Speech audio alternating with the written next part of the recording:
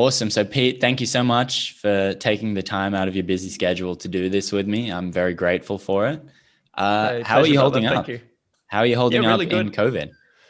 Yeah, fantastic, mate. Thank you for asking. Everything's great, and what a wonderful year we've had so far. And where are you based? You're in northern New South Wales? Today we're in northern New South Wales, but yeah, based in New South Wales. Sometimes in Sydney, sometimes up here on the farm. So Okay. I do the drive, the 9 hour drive every week generally. So Wow. Wow, that's rough. But I guess you enjoy it then. oh, we love it, and our dog who's sitting here loves to join us on the drive. So Hello. Hello, pup. so we have a great time. It gives me a day to be able to listen to a lot of different information as well. So it's like my school when I hop into the car. So I can listen to podcasts and different speakers from around the world and I get on different topics, which is great. Well, I often wonder that with people like yourself and anyone who's kind of maybe a public figure, or in your case, you just do so many things simultaneously, how you even get the time to learn new things. That's always been a curiosity for me, but I guess the 9 hour drive is where you do it. Yeah, I used to do it when I used to travel on planes as well. I used to spend a lot of times on airplanes around the country and overseas, and that generally was my learning time. And even when it was interesting, I worked on a TV show for the last 11 years called My Kitchen Rules, Mm. and I'd work on that for about 5 or 6 months a year, and we'd be at work sometimes anywhere from 10 to 12 to 14 hours, maybe even longer sometimes. And Wow. you're not working that whole time. There's a lot of downtime, or there's chunks of downtime in there. So I would always utilize those downtimes that I wasn't in front of the camera to be doing other research and to further my knowledge, so that when I was with my family, then I can be present with them, so to Mm. speak, and I wouldn't be using that valuable time when I need to be present with my family to be educating myself on other things. So I think it's all about priorities and how you structure your time, and how you can use your time to the best that you can with the values and priorities that you have. I've always thought that was tough as well, as people have to work remotely and they have kids and a wife. It's like, that would be brutal. But I mean, you did some amazing work. And actually, funny story, I've not seen a second of My Kitchen Rules. So I had no idea who you were until I went to your Heal event in Sydney last August, which I loved, by the way. That was amazing. But Thank I you. had no idea who you were. And ever since I watched that and I was like, who is this guy? I really like him. I've seen a lot of controversial mainstream press following you. I saw people Mm. calling you a conspiracy lover, a cult leader. One, my favorite, and you may know this one better than I do, but it said something like, stick to being a handsome chef. Do you recall that Oh. one? I thought that was No, I pretty, haven't. that was the That's a one good I one, though. want. That's the kind of publicity I need in my life. But why do you think, is it controversy that follows you, or do you kind of seek out controversy? Why do you think you get this reputation? Yeah, it's really interesting. I mean, and I think it goes back to the fact that I did have a mainstream presence, or I do have a Mm, mainstream presence. Um, with My Kitchen Rules, it was a very popular show. It sort of exploded overnight. And I'd been working in the television industry as a celebrity chef, and a celebrity chef just means a teacher of the culinary arts. mm, And the best way to funnel our experience into the best possible application for a home cook. I mean, that's all we're doing. We're just channeling information that we've learned and our experience into a format, and hopefully that people can replicate at home, because most celebrity chefs have come, their platform is educating the public. mm. Okay. That's why there's really good journalists out there that can dissect something that's could be complicated for most people, and then put it into a way where they could tell the story so that everybody can understand that. And you'll know there's really good people that can do that, really great communicators. So when I was offered the opportunity to become a TV chef, I had to really work on that to find out what that role meant. And for me, it was really what I just mentioned, dissecting information and years of experience or decades of experience and packaging that in a way that somebody that hasn't got the experience in a kitchen would be able to take and replicate, hopefully, so that they could improve their skills and evolve their knowledge. So the controversy, I believe, started probably on the first time I ever was on television. You know, people judge people without knowing who they are. And TV is this wonderful medium of where we can exchange knowledge. But at the same time, people are very judgmental when they see somebody on television. And I know when I started out, you know, people would compare me to other TV chefs. And that was sort of the first sort of introduction to what it could be like to have unknown people judge you. And I'll never forget the first time that happened to me. I remember going to a cooking event and I was there, and this woman came up to me and said, "You're not as good as the chef that you replaced on that TV show." And I was like, "Hi, how are you? My name's Pete." But it was just, she just had to get it out of her system. You know, there was no introduction, there was no niceties. I was just standing there doing what I was doing. But that reaction, it was so surprising to me because I'd never experienced that in my life. Someone not introducing themselves and projecting a judgment onto you for a job that you're doing. You know, it was really quite, it was a turning point nearly for me to say, okay, well, this is interesting. My presence and other people's presence on a media outlet can bring up other people's emotions and fears and insecurities and hatred and aggression and passion and love and curiosity or whatever it may be. And I was like, oh, this is going to be an interesting journey for me. This is just the start. And I can't tell you how many times that exact thing happened over the first few years. And every time it happened, I was like, wow, this is fascinating. I wonder if anyone's actually studied this phenomenon. That is people judging somebody without even knowing that person. Well, I feel like it's partly, especially you mentioned someone being older, they live in what I would imagine would be such a regimented routine. They probably have their dinner at the same time. They watch the same show at the same time. And so you're almost like a part of their life in a very different way that they are a part of yours, in the sense that, you know, it'd be like driving to work down the same street every day and suddenly there's roadworks and you didn't know. And you're like, why didn't anyone tell me this is happening? That's how I imagine it. It's just a shock to them.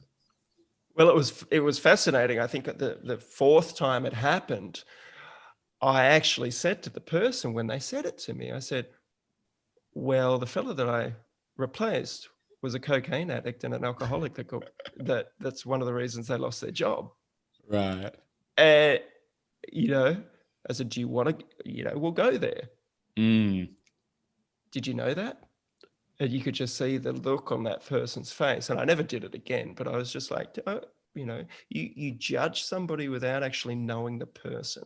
Be very careful that you don't just judge a smile on the screen as knowing who that person is.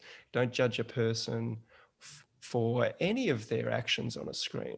And I've said this before, you know, I was in My Kitchen Rules, for instance, I was employed as a serious judge on that program. Had to wear the suit and the tie. And I promise you, I'd worn a suit and tie once prior to that experience. And I probably will say I'll never wear another one in my life again, you know, unless it calls for it through a job or whatever. But personally, that's not who I've ever expressed myself as. And it was interesting. I remember 2 years ago, I was doing a cooking demonstration in Adelaide. And again, a random person came up to me, an older gentleman, and just says, I think you should be wearing a suit and tie because you look really good in a suit and tie when you're up here cooking. That's it. I'm like, well, Thanks for your comment. I'll take that into consideration when I go to dress myself tomorrow. It's a bizarre thing. So, I mean, this has been a long-winded answer to the controversy, but there are different, I guess, levels of it, because once you become a public figure, people feel like they know who you are. And if they know who you are, or think they know who you are, then that means that they can also then possibly tell you how you should behave, and tell you how you should act, and tell you which box to fit in.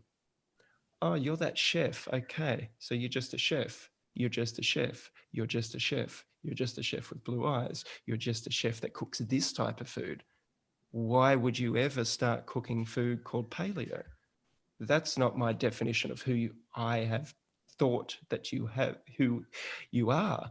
How dare you change your life and your perception of the world, because that doesn't suit who I am. And I'll give you a great example. So yesterday we sent out a newsletter for our new platform called Evolve Network TV. And I remember I got one back last night, and they said, please stop sending me these emails because I do not like what Pete stands for anymore. His political bias. That was basically the email that I gave back. So these people like the way that I cook until I start to talk about politics. And that's crossed the line for that person. They'll never be able to see me as that person that perhaps they liked in the past as a cook or as a chef that cooked paleo food, which helped them on their journey.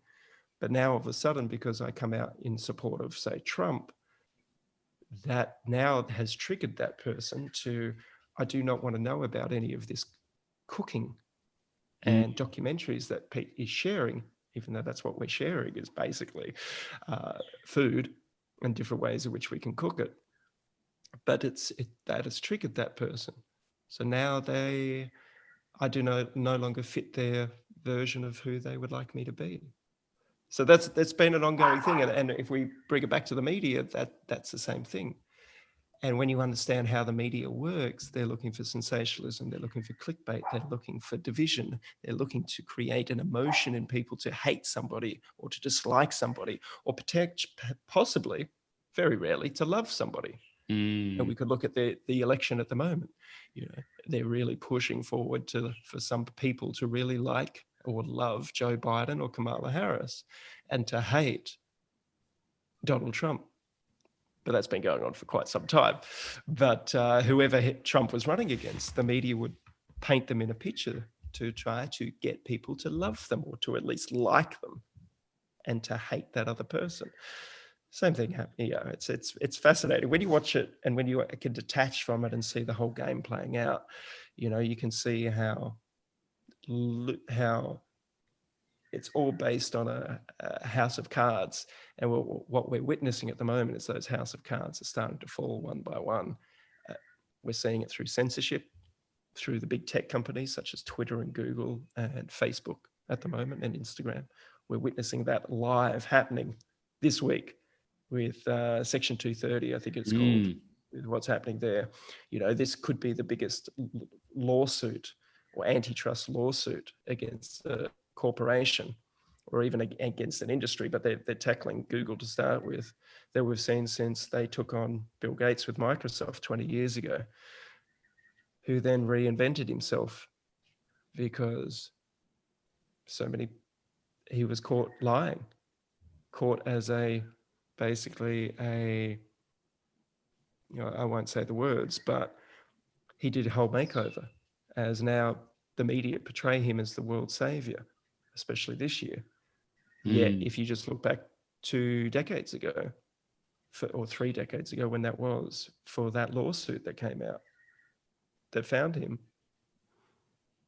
in the biggest antitrust, and I'll say that again, the biggest antitrust court case in the world, from my understanding. Deception, aggressive tactics, the whole 9 yards, as they say. Yet now, 20 years later, there's what I would call a fake pandemic happening, and the media and the governments are saying Bill Gates will save us. The vaccine will save us from something that none of us are even going to be affected by. So Yeah, well, anyway, I know you wanted to speak about cannabis, but we haven't spoken about it at all. Well, to kind of to tie into all of that, which is a very valid point. You look at big tech, I think collectively, or it may even just be between, say, Amazon and Twitter, I'm not sure, but collectively they have like $1 trillion market cap, like more than most countries in the world. And something that you mentioned earlier is how media is able to shape public discourse and public thought effectively, which is an insane thing to think about, but we all know it to be true. And this stems back to the printing press, where I believe when the printing press was created, suddenly everyone could read for themselves and interpret for themselves. And suddenly the ball game changed, where it was no longer this hierarchy of information where the top would filter down, they would percolate down this information to the masses in the exact way that they wanted it. And I think the perfect example of this, to do a little segue, is cannabis. Because obviously, we're now seeing this kind of green wave, this revolution where cannabis is seen as a viable medicine. It's seen as lucrative for economies that legalize it. But you look back 60, 70 years ago, they were saying that it would lead you to suicide and jumping out windows before murdering people. The complete 180 that has been done, basically due to, I'd say, a groundswell of people saying, my experience with cannabis doesn't align with what I've been told my entire life. And now you've made a pretty substantial entrance into the cannabis space. You had your documentary, The Magic Plant. I believe you had a cannabis cookbook. What is it that drew you to cannabis beyond just doing it privately and saying, I never inhaled? Why did you feel the need to come out and advocate for cannabis? Yeah, it's interesting. The honest answer is I had the good fortune of being able to smoke bufo various toad medicine called 5-MeO-DMT. And through that experience, what happened was that I had a knowing afterwards that I would go down a journey of discovery with different psychedelics and share that information, like I did with the documentary, The Magic Pill. I just had the same knowing after that experience, or through that experience, that would happen. And into that journey, I discovered the filmmaker that I would do it with. And lo and behold, cannabis knocked on my door during that pre-production phase into a psychedelic film that we were going to be making. And cannabis somehow just said, hey, listen, you're going to make a film just on me first before you do the psychedelic ones. And I was like, okay, if that's what is meant to happen, that's what's meant to happen. And I spoke to my amazing director, Ben Stewart, who lives in the United States. And we were a month away from shooting the documentary on psychedelics. And I said, hey, listen, we need to just put that on hold for the moment and shift all our attention to cannabis. And he said, how come? I said, because my intuition is telling me that this is what we need to do now. And he's journeyed enough with different medicines that he was always a huge cannabis advocate. He goes, sweet, let's do it. and we went off on our merry way and started to, a month later, we were in Canada starting filming. And I remember the first interview I did was with Marcus Richardson, also known as Bubble Man. And 5 minutes into the interview, my intuition was like, yep, this is exactly where you're meant to be, what you're meant to be doing right now. And I did have doubts when I was flying over to Canada for that to embark on that adventure. We all have doubts, self-doubts in all aspects, especially when we're about to undertake a huge project. But as soon as I sat in front of Marcus and we were recording, I was like, yeah, this is what we're meant to be doing. So I took a deep dive into cannabis for over a year or so and formed a relationship with it to be the student, to understand what it can do, what it can't do, what are the dangers, as you alluded to, what are the what are the medicinal benefits, what are the planetary benefits, what are the spiritual benefits, what are the emotional benefits, physical and so on. And it was a wonderful journey and a wonderful experience, and I'm very grateful, and I'll always remember fondly of going through that experience and creating a film that is now live for anybody to screen, to download or to watch from their device anywhere in the world, and it will live forever.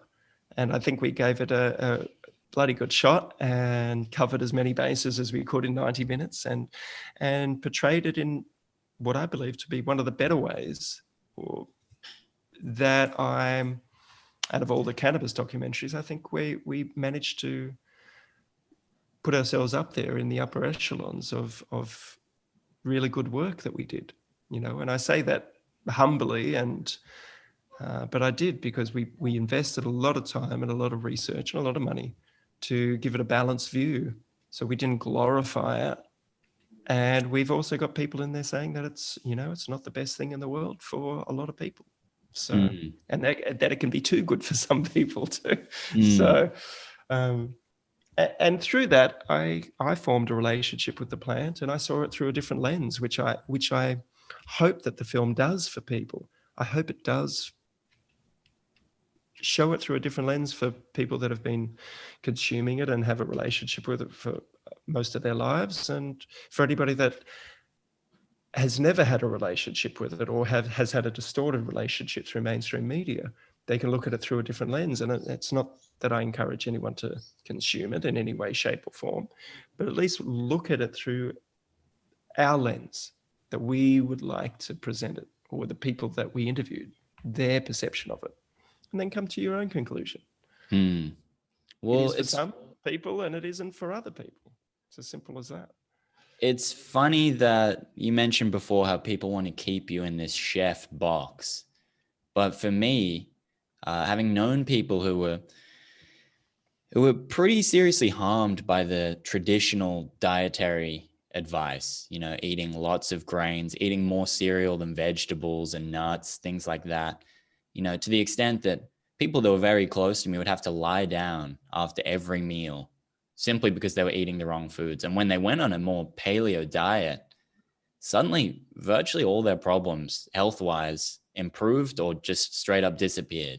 I'm not a dietitian, so obviously take that with a grain of salt, but I think I personally see a great overlap with you kind of going down this path of realizing that perhaps, and you can elaborate on this, the dietary information that you were taught or that you had seen being taught was not exactly in the best interests of everyone involved. And so I feel like I see a real natural progression from that, of kind of challenging the, I guess, dietary or culinary conventions, to also doing the same with even medicine. I think there's a big overlap with diet and medicine. I'm sure you would agree. And cannabis really fits into that as well. So I see a pretty perfect kind of progression for you. So I guess my question would be in two parts. What drew you to a paleo or a keto diet? And do you think that kind of awakening of, wow, there's this diet that is so intuitive, I think, but is for some reason so controversial, that is actually beneficial to a lot of people? What drew you to that? And do you think that also prompted you to become more open to cannabis? Yeah, 100%. And thanks for the question. Well, paleo or keto, just means old basically, or burning fat for fuel, or burning ketones. That's what a ketogenic diet is. And yeah, that was a real eye opener for us, because the number one thing that really stood out was the deception through the dietary bodies. That really was it. The corruption that exists in those dietary bodies. And dietary bodies are the dietary organizations around the world. You know, in Australia, we have the Dietitians Association of Australia, the Dietetics Association of America, I think it is. UK has their own one, Canada has their own one, every country has their own version of it. But basically, once you do the research, and when we created the film The Magic Pill, we took a deep dive into how these guidelines were created in the first place. And they're all based off agriculture. They're all basically funded by or created to benefit big agriculture. It was as simple as that. Simple as that. And because there's more profit in growing cereal and grains than anything else. So And yet that's probably the most detrimental thing we can be doing to the planet. So once you actually start to go down the rabbit hole of why were the dietary guidelines invented in America to start with, how were they invented, and who was behind them, then the corruption is so freaking deep, even to this day, because, as you said, people eat that type of food and it causes major health issues, like major health issues. For them to reverse what they've said, I believe you'd have the biggest class action lawsuits in the world. I believe these organizations are stuck. And where do they go? Because science now, we know that what they're promoting causes inflammation in the body. We know that. It's a fact. No one can debate that anymore. Nobody. So where do these organizations stand now? Because they've had decades of giving out false and harmful information as government bodies. What happens when all of those people that develop type 2 diabetes, cancer, heart disease, other autoimmune issues or illnesses, what happens when that cat is let out of the bag? Which is what we like to do by presenting the correct information, which shows how you can live a long-term, sustainable, healthy life. And potentially, when you adopt these principles, you can improve your health markers. You know, it's proven time and time again. So there's a big, it's a huge thing that this corruption has taken place and continues to take place. And what we're witnessing in the cannabis space is exactly the same thing. When we started to go down that path of discovering why it became illegal,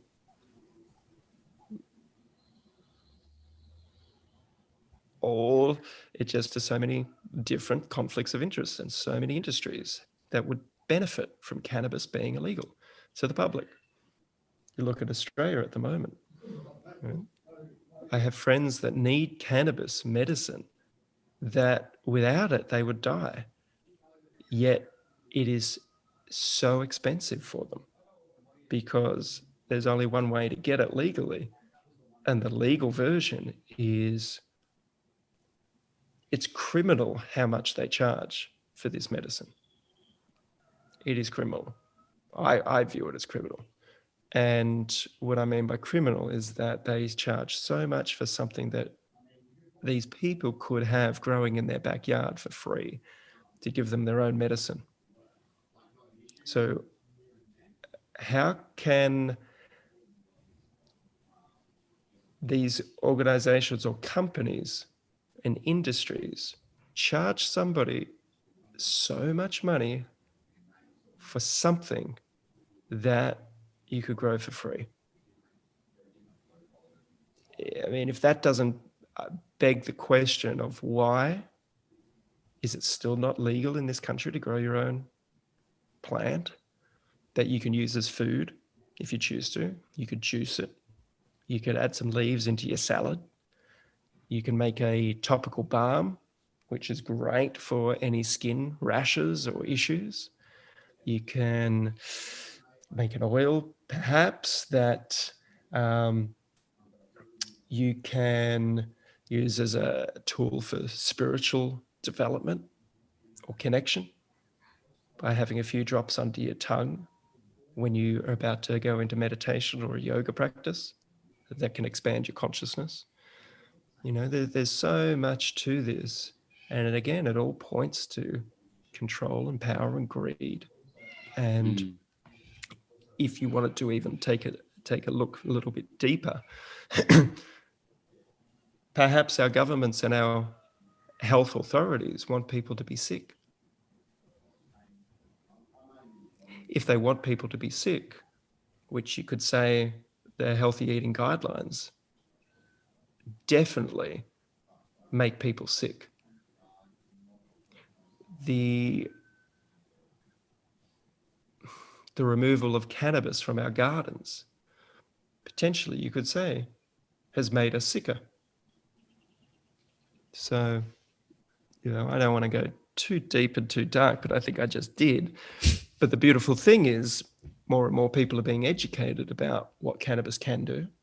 And it isn't the magic pill and it isn't the magic plant. It's just one of the tools that we have, just like diet, just as like the herbs in the garden, just like good sleep, good relationships, connection to nature. And I think cannabis, for a lot of people, connects them to nature in a way that they need at this particular point in human history, in ways that other plants may not be able to do, because it can connect you to spirit. It can connect you to where your belief patterns may need to be looked at through a different lens, which is often what cannabis can give as a gift. And we're seeing the health benefits that cannabis can offer people physically as well.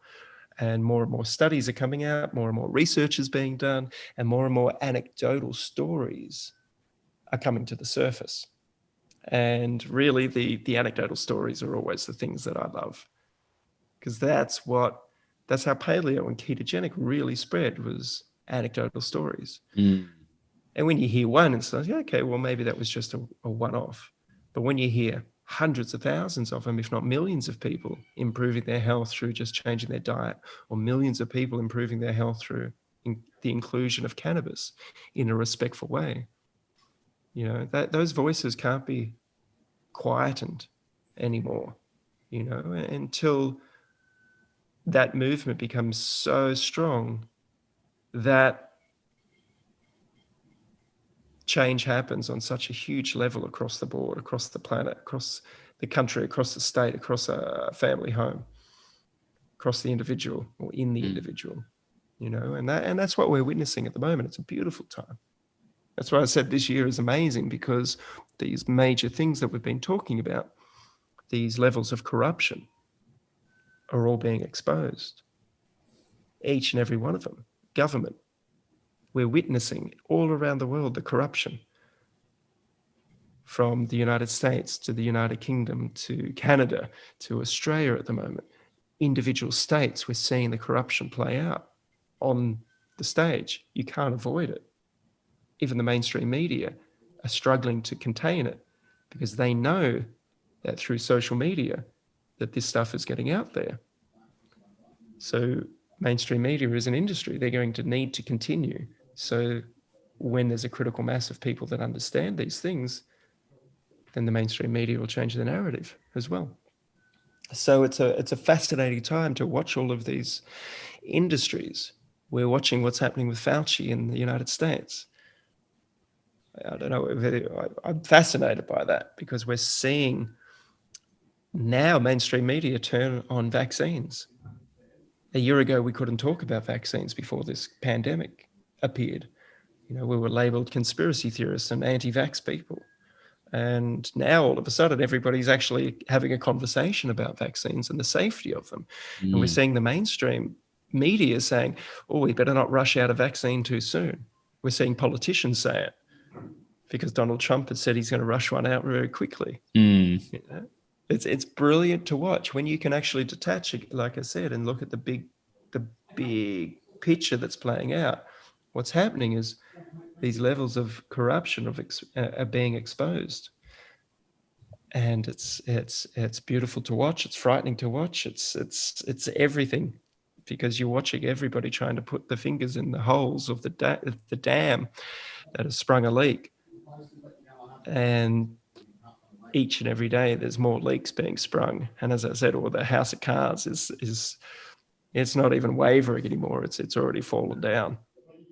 But do you have really tried to build it up at the same time, and it just keeps coming apart? Do you have concerns, as you mentioned, with a lot of things right now? They're reaching this kind of critical mass of people changing their mind, shifting their opinion on things, using cannabis as an example, paleo diets.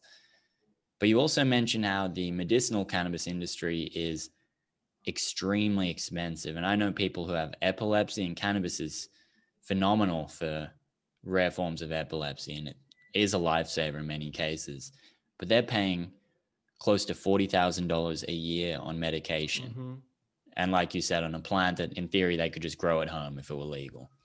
So do you have concerns that, as we're seeing medicinal cannabis become popular and reach this kind of critical mass of, no one even disputes the benefits of cannabis on a medicinal level now? As far as I'm aware, I'm very much in an echo chamber of cannabis. But as that kind of happens, we're also seeing industries form around that. And we're seeing this kind of over-regulation, as you say, where cannabis medications are, for some people, their entire salary, which means they're just not going to get them. Do you have concerns that, as paleo becomes popular, as medicinal cannabis becomes popular, that the very same organizations that have stifled the research and legislation and have done lobbying against it will just kind of employ different tactics to capitalize on those, newfound products?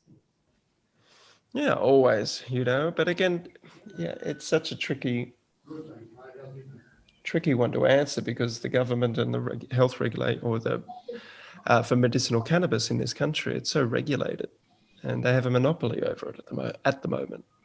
And I've been told, Australia is probably the most backward country in the world when it comes to alternative health. The tight control that is over Australia and New Zealand is, people in different parts of the world just go, wow, we thought Australia was free thinkers, free, laid back, open. And what we're witnessing is it's actually the most tightly held bastion of authority.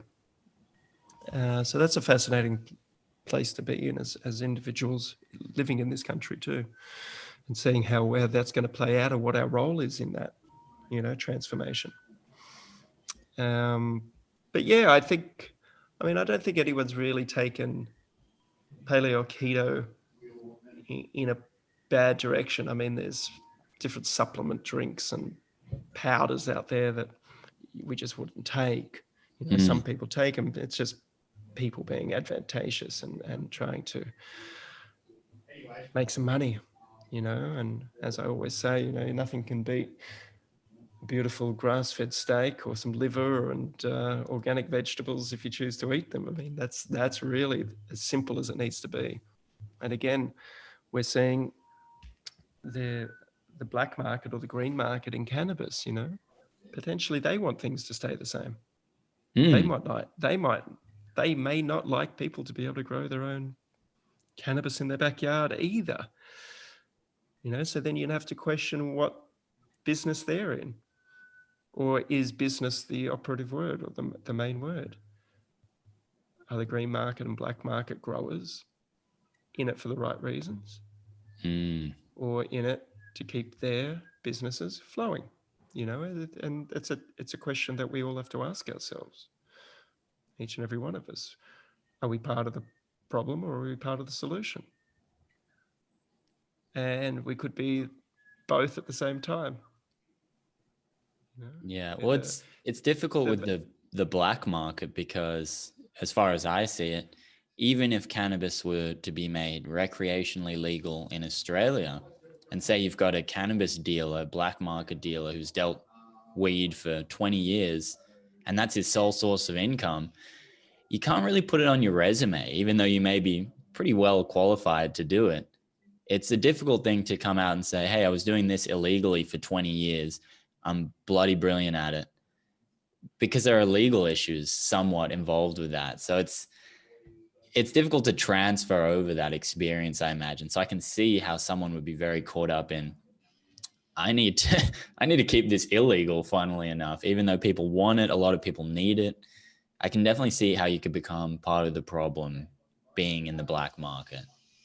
Yeah, I interviewed people that were in the United States, in California, that were growing it illegally for a decade or so, even with their children, young children.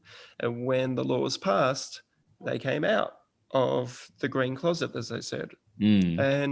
But they embraced it. They said, you know what, we've actually been growing this for a long time. We know how to grow it.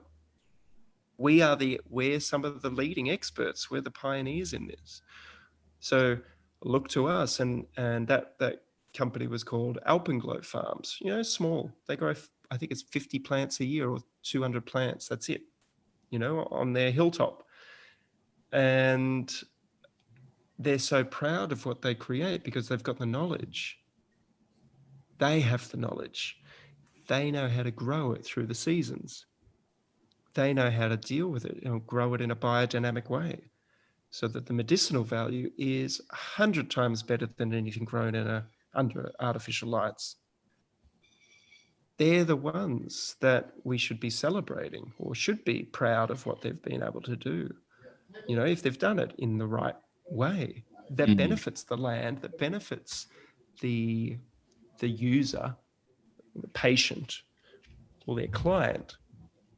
And I had the other day someone offer me I think I won't say who it was, but I got offered a grow cabinet. I was like, do I want to be growing cannabis under artificial light when in 2020, with everything that I've just filmed and understand about what cannabis wants and loves? Wants to be in the soil, it wants to be in the sun, it wants to be able to have the insects around it, it wants to be a part of the biodiversity. I'm sure it doesn't want to be grown under artificial lights in a shed, tortured, so to speak, and manipulated. So yeah, that's what I found so fascinating about this plant is when you really think about it, if you really think about it, and if you really care about this plant, there's only one way you'd ever consume it. There's only one way you'd ever potentially grow it. And everything else, it's the same as when we eat a paleolithic diet. We promote regenerative farming. That's where we get our meat from. Farmers that grass feed them all their life once they're off their milk, and benefits the soil. So we get to choose the direction of these industries if we want to. If everybody in Australia changed the way that they viewed meat to support grass-fed, grass-finished, and hopefully organic, farmers would adapt to that because the supply would dictate the change that they would have to that they would have to make. They would just go where the money is. If we only chose cannabis that had been grown outdoor, biodynamically or organically and in a regenerative way, then you would see more and more growers adapt to that way because there'd be a supply and demand issue. People go into business to make money. If you can make money doing something that helps people at the same time and helps the planet, well, then you start to tick all the boxes. So then you're in alignment with your life purpose. If you're raising animals, there is an incongruence with how the earth vibrates and the right frequencies, then, you'll know it. If you're growing plants in a way that doesn't suit their best interests, you'll know it. You know it. So I'm getting philosophical here and a little bit deeper again, but I love it. We have the potential to change industries, each and every one of us. And I remember I interviewed Fran Drescher who was the nanny back in the day. She was, oh, wow. She's a big cannabis supporter and advocate. Okay. And she says she will only buy organic cannabis. Only organic. If they don't have organic, she walks out. So we have the ability to change all of the systems. Well, I was speaking what are we going to choose? I was speaking to someone from ECS Botanics. I'm not sure if you've heard of them, but they grow hemp in Tasmania and also planning to grow medicinal cannabis. And it's interesting that you mentioned people are so focused on money, because at ECS, they're planning an outdoor cannabis operation, one of the largest, I think, in Australia, if not potentially in the world.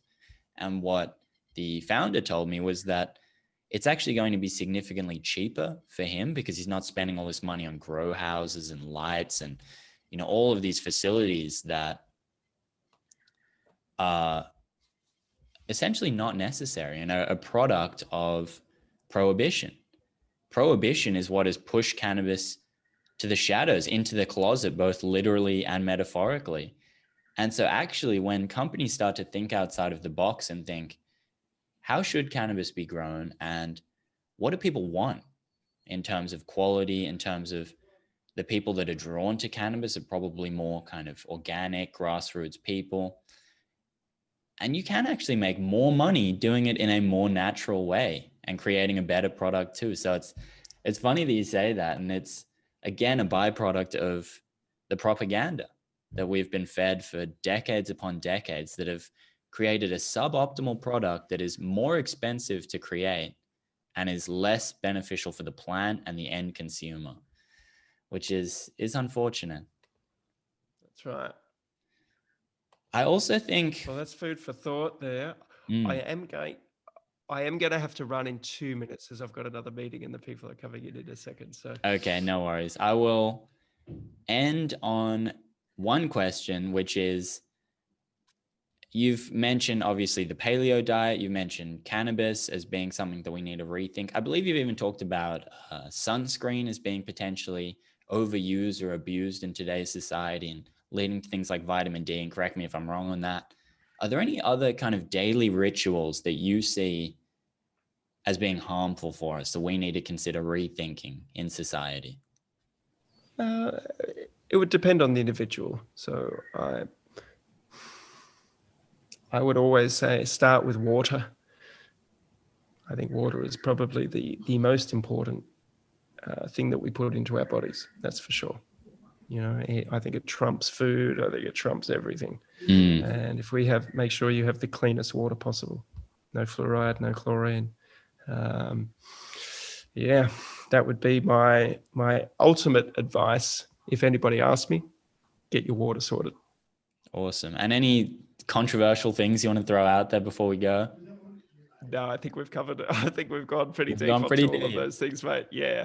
But yeah, I mean, the most controversial thing is clean water, clean food, and clean cannabis if you choose to consume or admire. Perfect. Well, thank you so much for your time, Pete. It's been an honor. It's been a pleasure. Yeah, I hope everything goes well for you for the next few months of the year. And hopefully the publicity kind of eases up on you if that's what you want. But again, thank you so much, Pete. Thanks, brother. I don't have any control over that last part. I just surrender to it and detach from it, and it's quite entertaining, actually. So we'll see what continues. But I think I've still got a little bit more work to do in the mainstream space. And who knows? The things we're talked about today, I have a feeling that they're going to be mainstream. They will. And the bullshit that we've been fed for years, that's the conspiracy theories. It's very true. Well, great note to end on, Pete. I hope you have a great day, and I'll speak to you soon. Thanks, brother. I'm wearing the cannabis shirt. I was going to ask. I love it. There you go. See you, mate. Bye. Have a good one.